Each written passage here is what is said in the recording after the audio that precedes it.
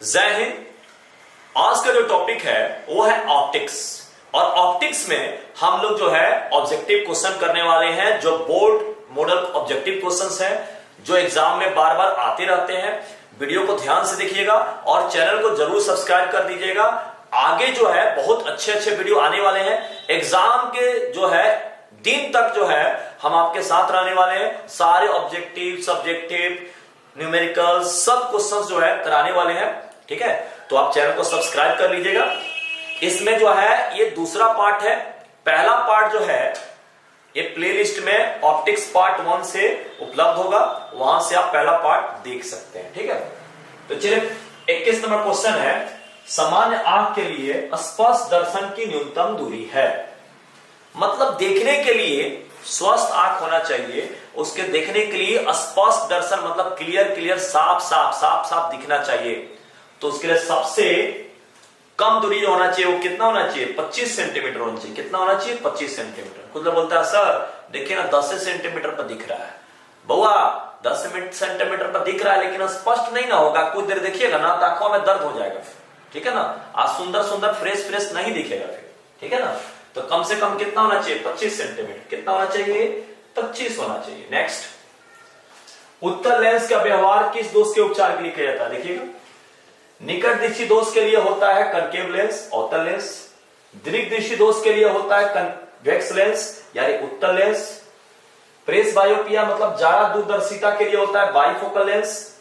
और अबिंदुकता के लिए होता है सिलिंड्रिकल लेंस यानी बेलनाकार लेंस। तो कौन सा लेंस के बारे में बोल रहा है? उत्तल लेंस।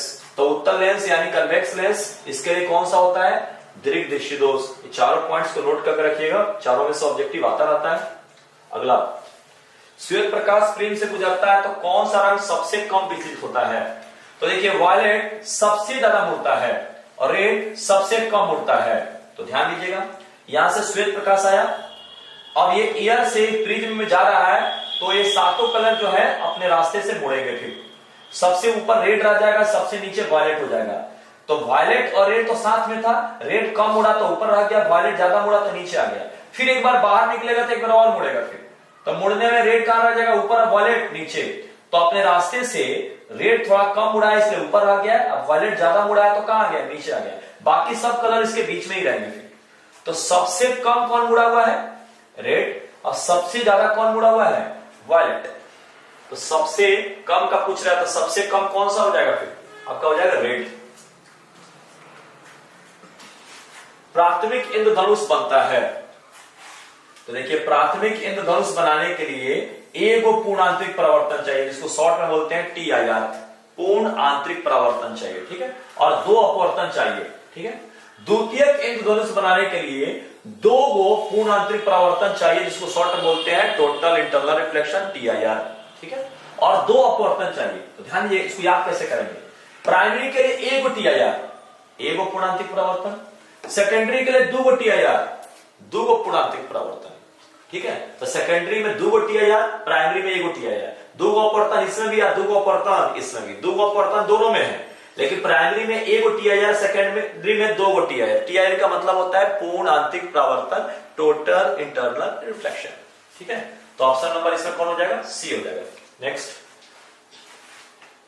इनमें से किसका तरंग सिद्धांत के द्वारा व्याख्या नहीं किया जा सकता है? तो इसका हो जाएगा photo electric effect. Photo electric effect होता है प्रकाश विद्युत प्रभाव जो होता है, उसकी व्याख्या जो होती है वो आपके कण जो है प्रकाश को कण मानकर किया जाता है। ठीक है ना, प्रकाश को तरंग मानकर प्रकाश विद्युत प्रभाव की व्याख्या नहीं की जाती है। क्यों? क्योंकि प्रकाश विद्युत प्रभाव में पूरा एनर्जी आपको एक बार में ही चाहिए, और ऐसा पार्टिकल नेचर में यानी कण सिद्धांत में ही हो सकता है। एक वर्ण प्रकाश के 2 स्रोत कला संबद्ध कहे जाते हैं जब उनके बीच जो है फेज डिफरेंस यानी कलांतर नियत हो। ठीक है, याद रखना है। ठीक है ना, कोहेरेंट सोर्स तब होते हैं जब उनके फेज डिफरेंस जो उनके बीच फिक्स हो। ठीक है ना, जैसे मतलब कोहेरेंट सोर्स जो होते हैं उनके बीच का जो गैपिंग होता है वो बराबर बना रहता है। ठीक है ना, जैसे आपको एग्जांपल देते हैं, मान लीजिए आगे जो है एक बाइक जा रहा है, पीछे भी एक बाइक है, और दोनों का स्पीड फिक्स है, तो उनके बीच का जो डिस्टेंस है, मान लीजिए इसका भी स्पीड 20 है, इसका भी स्पीड 20 है, और दोनों एक बराबर जा रहा है, तो इसके बीच का जो गैप है वो हमेशा फिक्स बना रहेगा। ये होता है इसके बीच का जो डिफरेंस है वो हमेशा फिक्स रहता है। तो वहां भी एक लाइट आगे गया, दूसरा पीछे गया, और उनके बीच जो अवस्था का गैप है वो हमेशा फिक्स बना रहता है। दो गाड़ी भी सेम स्पीड से चलेगा ना, तो इनके बीच का जो डिस्टेंस भी फिक्स रहेगा। फिर तो यहां पर डिस्टेंस का गैप नहीं लेना है, यहां पर अवस्था का गैप हमेशा सेम बना रहेगा। ठीक है, नेक्स्ट, प्रकाश के कोर पर से मुड़ने की घटना को कहते हैं, इसको बोलते हैं डिफ्रैक्शन। ये याद रखना है, डेफिनेशन है। कोण पर से मुड़ने की घटना को क्या बोलते हैं? प्रकाश किसी कोण से या किनारे से, कोण ओण पर से, किनारे ओण पर से लाइट पड़ने के कारण मुड़ जाता है, वो सब क्या बोलते हैं? विवर्तन बोलते हैं। ठीक है, इनमें से कौन सा प्रकाश की अनुप्रस्थ प्रकृति की व्याख्या करता है? तो पोलराइजेशन जो होता है, यानी ध्रुवण, जो किसी खास दिशा में ध्रुवित हम लोग करते हैं, पोलराइज्ड करते हैं, तो उसमें अनुप्रस्थ तरंगों का ही ध्रुवण होता है। अनुदैर्ध्य तरंग को ध्रुवित नहीं कर सकते, कंट्रोल नहीं कर सकते हैं। जैसे प्रकाश को हम कंट्रोल कर सकते हैं, किसी एक दिशा में भेज सकते हैं, साउंड को कंट्रोल नहीं कर सकते हैं। जैसे मान लीजिए टॉर्च के, देखिए टॉर्च के लाइट को किसी खास दिशा में हम कंट्रोल करके भेज सकते हैं, लेकिन कोई स्पीकर में आवाज निकल रहा था, कहेंगे इसी दिशा में जाए, दूसरी दिशा में ना जाए, ऐसे नहीं कंट्रोल कर सकते हैं, क्योंकि प्रकाश जो है अनुप्रस्थ तरंग है, उसको एक दिशा में आगे की तरफ जो है हम उसको कंट्रोल करके भेज सकते हैं। साउंड को कंट्रोल नहीं कर सकते, साउंड छूटेगा ना तो सभी दिशाओं में भाग जाएगा। ठीक है ना, तो साउंड जो है लॉन्गिट्यूडनल होता है, अनुदैर्ध्य तरंग होता है, उसको हम लोग कंट्रोल नहीं कर सकते हैं, पोलराइज नहीं कर सकते हैं, किसी खास दिशा में नहीं भेज सकते हैं, लेकिन लाइट को किसी खास दिशा में केंद्रित कर सकते हैं। तो पोलराइजेशन केवल अनुप्रस्थ तरंगों का ही होता है, जैसे प्रकाश से हमारा। ध्वनि का पोलराइजेशन नहीं हो सकता है, किसी खास दिशा में चाहेंगे साउंड केवल आगे जाए, अगल बगल में ना जाए, ऐसा नहीं हो सकता है। चलिए, बूस्टर का नियम है। बूस्टर का नियम जो है ये होता है tan, ये तो याद रखना है, tan IP बराबर क्या होता है? म्यू। ये IP जो होता है पोलराइजेशन एंगल होता है, ठीक है ना, यानी ध्रुवण कोण, यानी tan IP बराबर क्या हो जाएगा? म्यू। म्यू क्या है? इसका अपवर्तनांक है, रिफ्रैक्टिव इंडेक्स। tan IP का मतलब क्या होता है? पोलराइजिंग एंगल यानी ध्रुवण कोण। इसको याद रखना है फॉर्मूला। ऑप्शन नंबर कौन सा हो जाएगा? सी। रचनात्मक व्यतिकरण के लिए पथांतर जो है आपका, यहां पर लिख देते हैं, कैनॉन में तो अच्छा नहीं लगता है, यहां पर कैन भी लगा देते हैं ना, नोट हटा देते हैं। ठीक है, ये नोट हटा देते हैं। रचनात्मक व्यतिकरण के लिए पथांतर हो सकता है। ठीक है, रचनात्मक का मतलब होता है ब्राइट। चलिए यहां पर देखिएगा, याद नहीं करना पड़ेगा, ब्राइट। तो चलिए स्टार्टिंग जो होता है 0 से कर लेते हैं। ब्राइट के लिए लैम्डा, अगले ब्राइट के लिए 2 लैम्डा, फिर अगले ब्राइट के लिए 3 लैम्डा, फिर अगले ब्राइट के लिए 4 लैम्डा, फिर अगले ब्राइट के लिए 5 लैम्डा। तो ऐसे ऐसे जो है ब्राइट आपको निकालना होगा, तो कितने लैम्डा हो जाएंगे? n लैम्डा हो सकते हैं। तो कौन सा ऑप्शन हो जाएगा? ए हो जाएगा। ठीक है, ब्राइट जैसे जो है मैक्सिमम पे है, इसको ब्राइट बोला जा सकता है। ठीक है ना, ब्राइट मतलब चमकीला फ्रिंज होता है ना। तो 0 से लेकर lambda, 2 lambda, 3 lambda, 5 lambda, 6 lambda, ऐसे करते जाएगा। ठीक है ना, तो इसका फॉर्मूला क्या हो सकता है? n लैम्डा हो जाएगा। यंग के प्रयोग में प्रकाश का तरंग है दोगुना कर दिया जाए तो फ्रिंज की चौड़ाई। तो चलिए, फ्रिंज की चौड़ाई जो होता है कैपिटल D/D इंटू होता है लैम्डा। तो कह रहा है प्रकाश का तरंग है दोगुना कर दिया जाए, तो फ्रिंज का चौड़ाई और तरंग है डायरेक्टली प्रोपोर्शनल है, समानुपाती है। तरंग है इसको दोगुना कर दीजिएगा तो फ्रिंज का चौड़ाई भी क्या हो जाएगा? 2 गुना हो जाएगा। क्यों? क्योंकि दोनों समानुपाती में है, समान रिलेशन में। तो इसमें तरंग है भी दोगुना कीजिएगा तो फ्रिंज का चौड़ाई भी क्या हो जाएगा? 2 गुना हो जाएगा। नेक्स्ट, विनाशी व्यतिकरण के लिए पथांतर होना चाहिए, इसका ऑप्शन हो जाएगा सी। याद रखिएगा, ब्राइट के लिए क्या होगा? यानी चमकीला, यानी कंस्ट्रक्टिव, यानी संतोषी व्यतिकरण, इसके लिए होगा n लैम्डा। ठीक है, और डार्क के लिए होगा यानी कृष्ण फ्रिंज, इसके लिए होगा 2n+1 इंटू λ/2। ठीक है, कौन सा ऑप्शन हो जाएगा? सी। कैसे निकाल सकते हैं, ध्यान दीजिएगा इस पे। ठीक है ना, इसको क्लियर ही कर देते हैं। चलिए, अभी क्या बताएं इस पे, ध्यान दीजिएगा, इसको क्लियर ही कर देते हैं। बहुत लोग को जो है डाउट रहता है इस पे। ये 0 है, ठीक है, ये लैम्डा हो गया, 2 लैम्डा, सब ब्राइट है, हाइट पर जितने ब्राइट है, 3 लैम्डा हो गया, ये 4 लैम्डा हो गया। अब सब ये लो में है, वो डार्क है, फिर तो 0 और लैम्डा के बीच में होगा λ/2, लैम्डा और 2 लैम्डा के बीच में हो जाएगा 1 और 2 के बीच में 1.5 हो जाएगा ना, 3 λ/2। ये सब डार्क है। 2 और 3 के बीच में होगा 2.5 होगा, 5/2 लैम्डा। 3 और 4 के बीच में 7/2 लेमडा। तो चलिए λ/2 सब में कॉमन है, λ/2 सब में कॉमन है, λ/2 सब में कॉमन है। यहां पे 1 हो गया, यहां पे 3 हो गया, यहां पे 5 हो गया, यहां पे 7 हो गया, यानी सब में ऑड नंबर आ रहा है, विषम संख्या आ रहा है। तो विषम संख्या का कोड क्या होता है? 12 + 1 I × λ/2 तो सब में है फिर, ठीक है। नेक्स्ट, पतले फिल्म के रंग का कारण है। पतला फिल्म का जो रंग होता है वो इंटरफ्रेंस के कारण होता है, व्यतिकरण के कारण होता है, ठीक है। तो इसको याद रखना है। दो कला संबंध एक वर्ण है, प्रकाश पुंज जिसकी तीव्रताओं का अनुपात 1:4 है, एक दूसरे पर अध्यारोपित है, तो महत्तम और न्यूनतम तीव्रताओं का अनुपात होगा। चलिए इसको देखते हैं, चलिए इसको रेशियो को देखते हैं। देखिएगा I max और I minimum, इसको रेशियो निकालना है।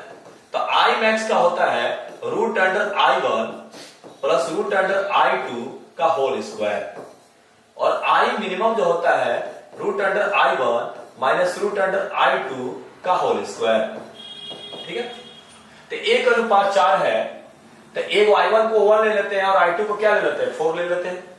इसमें x मान के भी रख सकते हैं, डायरेक्ट भी रख सकते हैं, हमको रेशियो निकालना है, डायरेक्ट रख लेते हैं, ठीक है।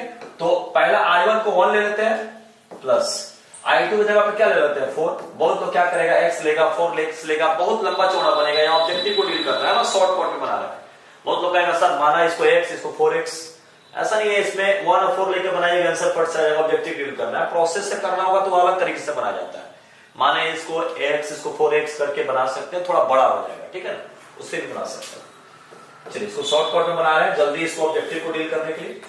I1 का कितना हो जाएगा? 1 ले लेते हैं, और I2 की जगह पे कितना ले लेते हैं? 4।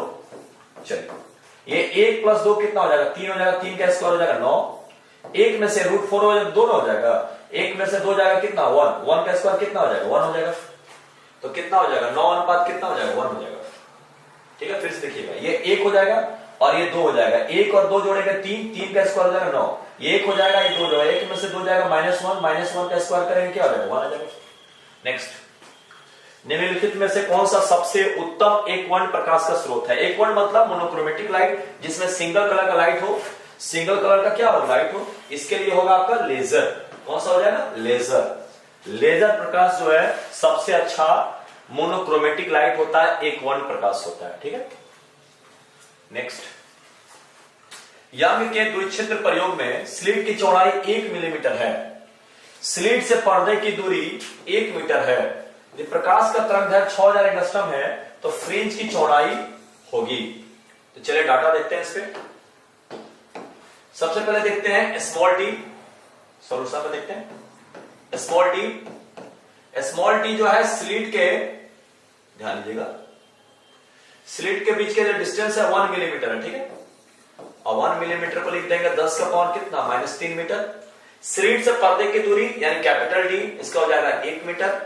प्रकाश का तरंगदैर्घ्य लैम्डा यानी हो जाएगा 6000 एंगस्ट्रॉम, ठीक है। यानी 6000 इंटू 10 का पावर -10 मीटर। 3 0 से 3 इसका पावर खत्म हो जाएगा। 6 इंटू 10 का पावर कितना? -7 मीटर।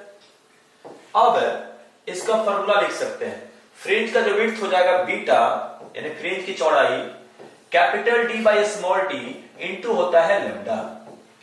कैपिटल डी का वैल्यू हो जाएगा 1, लैम्डा का वैल्यू हो जाएगा 6 × 10 का पावर कितना? -7, और स्मॉल डी का वैल्यू हो जाएगा 10 का पावर -3, इतना मीटर, ठीक है। तो 6 इंटू 10 का पावर -7, -3 ऊपर चला जाएगा, +3 हो जाएगा फिर। तो 6 इंटू 10 का पावर कितना? -4 मीटर। चलिए इसको आंसर तो मिलीमीटर में दिया हुआ है पर, ठीक है, नैनोमीटर लेकिन मिलीमीटर में आएगा आंसर। तो 6 इंटू 10 का पावर -3 इंटू 10 का पावर -1, ठीक है। अब ये जो है 10 का पावर -1 है, लिया के इसमें डिवाइड कर सकते हैं। ये हो जाएगा 6/10 हो जाएगा इंटू 10 का पावर -3 मीटर। 6/10 को बोल सकते हैं इसको 0.6, क्या बोल सकते हैं? 0.6। और इसको बोल सकते हैं 10 का पावर -3 हो जाएगा मिली। तो इसको -1 पावर को नीचे भेज दिए तो 6/10 हो गया, और 10 का पावर -3 का जो हो जाएगा मिली हो जाएगा। मीटर तो पहले से उपलब्ध है, तो 0.6 मिलीमीटर। ठीक है, यहाँ पे नैनोमीटर जो है, एक और ऑप्शन बना दीजिए यहाँ पर ई, एक और ऑप्शन बना लीजिए, ऑप्शंस जो है इसमें है नहीं, तो 0.6 मिलीमीटर इसका आंसर आएगा। ठीक है, हालांकि यह नैनोमीटर मिलीमीटर होना चाहिए, लेकिन नैनोमीटर आ गया ना, क्योंकि क्वेश्चन में जो पेस्ट होता है ना, कॉपी पेस्ट, जैसे मान लीजिए किसी ऑप्शन का दूसरे में पेस्ट करना होता तो वहां सुधार नहीं होता, तो ऐसे आ जाता है। ठीक है, नेक्स्ट, क्रांति कोण न्यूनतम होता है, तो ध्यान दीजिएगा, क्रांति कोण सबसे जो मैक्सिमम होता है वो तो याद रखिएगा, उसको समझाने के लिए बहुत एक्सप्लेन करना पड़ता है, बहुत लंबा चौड़ा काम लगेगा। मैक्सिमम होता है रेड के लिए, और सबसे मिनिमम होता है वायलेट के लिए, बैगनी के लिए। ठीक है, थोड़ा समझा लेते हैं यहां पर कैसे। क्रांति कोण है क्या? क्रांति कोण जो है एक प्रकार का आपतन कोण है, एंगल ऑफ इंसिडेंस। बस इसके लिए खास बात क्या है कि अपवर्तन कोण का मान जो होता है वो क्या हो जाता है, 90 डिग्री होता है। एक परिभाषा में इंपॉर्टेंट है, यानी वह आपतन कोण जिसके लिए अपवर्तन कोण का मान 90 डिग्री हो जाए उसको क्रांति कोण बोलते हैं। The angle of incidence for which angle of refraction is 90 degree is known as critical angle. तो क्रिटिकल एंगल जो होता है सबसे ज्यादा किस कलर के लिए होता है, रेड के लिए, और सबसे कम किसके लिए होता है, बैगनी के लिए, वॉयलेट के लिए। ठीक है, तो सबसे न्यूनतम पूछ रहा है वॉयलेट, बैगनी प्रकाश के लिए। ठीक है, नेक्स्ट, तरंग दैर्ध्य बढ़ने के साथ अपवर्तनांक का मान, तो लैम्डा और रिफ्रैक्टिव इंडेक्स दोनों एक दूसरे से उल्टा चलता है। तो तरंग दैर्ध्य बढ़ेगा तो अपवर्तनांक क्या होगा, घटेगा, उल्टा चलता है। ठीक है, बी हो जाएगा। नेक्स्ट, छोटे प्रिज्म के लिए यानी पतले प्रिज्म के लिए न्यूनतम विचलन कौन होता है, यानी पतला प्रिज्म के लिए डेविएशन हो जाएगा, न्यूनतम डेविएशन यानी मिनिमम म्यू -1 इंटू ए हो जाएगा। ठीक है, तो ऑप्शन नंबर हो जाएगा ए। ये भी अच्छा क्वेश्चन है। इंद्रधनुष किसके कारण बनता है, तो इंद्रधनुष के बनने के पीछे जो कारण होता है वो डिस्पर्सन होता है। क्या होता है, डिस्पर्सन। कौन सा होता है, डिस्पर्सन, वर्ण विक्षेपण होता है। प्रकाश जो है, श्वेत प्रकाश 7 रंगों में बढ़ जाता है ना, इसके कारण इंद्रधनुष जो है बनता है। वर्ण विक्षेपण इसका सबसे मेन कारण है, 7 रंगों में टूट जाना। ठीक है, जैसे वर्ण विक्षेपण क्या होता है, मान लीजिए आप किसी झोला में आलू, प्याज, टमाटर 7 गो सब्जी खरीद के लेके आए, और पता चले मोटरसाइकिल पर टांगे हुए हैं और वो मोटरसाइकिल पर से झोला गिर जाए नीचे और रोड पर छितरा आ जाए, फिर तो आपका आलू एक किनारे, प्याज एक किनारे, टमाटर दूसरे किनारे, ये सब इसको बोलते हैं डिस्पर्सन। उसी तरह श्वेत प्रकाश आता है, उसमें 7 रंग होते हैं, 7 कलर जो होता है ना, अलग अलग जो है छितरा जाते हैं। ठीक है, किसी कारण अपवर्तन के कारण छितरा जाते हैं, यही डिस्पर्सन होता है। अच्छा लगा होगा तो कमेंट करके बताइएगा कि एक्सप्लेनेशन कैसा लगा है। नेक्स्ट, 4 डायोप्टर की क्षमता वाले अभिसारी लेंस का एक सरल सुदर्शी के समान इस्तेमाल किया जाए तो इसकी आवर्धन क्षमता क्या होगी। तो चलिए, पावर जो है 4 डायोप्टर है, तो चलिए इसका फोकस दूरी निकाल सकते हैं, 100/p कर सकते हैं, सेंटीमीटर में आएगा। तो 100 पावर कितना हो जाएगा, 4, इस सेंटीमीटर में आ जाएगा, तो इसको बोल देंगे 25 सेंटीमीटर। ठीक है, अब इसका मैग्नीफाइंग पावर निकालना। मैग्नीफाइंग पावर 2 जगह निकलता है, आवर्धन क्षमता 25 पर सेंटीमीटर पर और इन्फिनिटी पर। तो चलिए, कुछ भी नहीं बोला है तो 25 सेंटीमीटर पर निकाल लेते हैं। तो मैग्नीफाइंग पावर हो जाएगा 1 + d/f। ठीक है, तो 1 + d मतलब स्पर्श दर्पण की न्यूनतम दूरी 25 सेंटीमीटर, f हो जाएगा 25 सेंटीमीटर, तो 1 + 1 कितना हो जाएगा, 2 हो जाएगा ऑप्शन। ठीक है, आवर्धन क्षमता है। आवर्धन क्षमता का मतलब होता है कि आंख पर जो बने हुए कोण है उसको बढ़ा देता है बस, यानी ऑब्जेक्ट के जो है साइज हमें बड़ा दिखने लगता है। ठीक है, मैग्नीफाइंग पावर बढ़ जाएगा तो ऑब्जेक्ट का साइज भी क्या हो जाएगा, बड़ा हो जाएगा। अपने जो है मनुष्य अपने चश्मे के लेंस को फ्रेम को जो है घुमाता है और पाता है कि समंजन क्षमता गड़बड़ा गया है। इससे पता चलता है कि किस प्रकार का उसको दृष्टि दोष है। ठीक है, तो फ्रेम घुमाने पर आपको जो दोष होता है वो अबिंदुकता करते हैं। अबिंदुकता क्या होता है, ध्यान दीजिएगा। अब किसी कॉपी पर हम सब अक्षर को पढ़ रहे हैं और सब अक्षर एक समान नहीं दिखाई दे रहा है, यह अबिंदुकता है, अस्टिग्मेटिज्म है। तो फ्रेम चश्मा का घुमाइएगा तो कॉपी का जो है जो तल हमें दिख रहा था वो ना दिखेगा, जो ना दिख रहा था दिखने लगेगा। तो चश्मा का फ्रेम घुमाइएगा तो इसमें तल भी तो घबरा जाएगा ना फिर। तो किसी कॉपी या किताब को पढ़ रहे हैं, हर अक्षर एक समान रूप से नहीं दिख रहा है, यह अबिंदुकता है, और फ्रेम को घुमाने पर वो सब जो है घबरा जाता है। फ्रेम घुमाइएगा तो यहां पर जो है सामने जो दिख रहा था वो घबरा जाएगा। नेक्स्ट, दीर्घ दृष्टि दोष वाले व्यक्ति की आवश्यकता होगी, ठीक है ना। तो उससे सब बताया है दीर्घ दृष्टि दोष का कौन सा, उसमें 4 वो लिखवाए तो उस समय नोट किए होंगे। कन्वेक्स लेंस होता है। निकट दृष्टि दोष में क्या हो जाएगा, अवतल लेंस हो जाएगा, ठीक है ना। नेक्स्ट, दूर की वस्तु या रेटिना से पहले काट देना, यदि दूर से आते हुए रेटिना से पहले काट देना है। निकट दृष्टि दोष में जो होता है ना, प्रकाश किरण जो होता है रेटिना से पहले काट जाता है, ठीक है। प्रकाश किरण रेटिना से क्या होता है, पहले काट जाता है। और दूर दृष्टि दोष में जो होता है ये निकट में होता है, ठीक है ना, मायोपिया निकट दृष्टि दोष में, ठीक है ना, मायोपिया में होता है, निकट दृष्टि दोष में होता है, ठीक है, रेटिना से पहले काट जाता है। और दूर दृष्टि दोष में जो होता है वो रेटिना के बाद में काटता हुआ प्रतीत होता है। रफ कर रहे हैं तो रेटिना के बाद में काटता हुआ प्रतीत होता है, ठीक है, ये दूर दृष्टि दोष में। तो इसको बोलते हैं हाइपरमेट्रोपिया।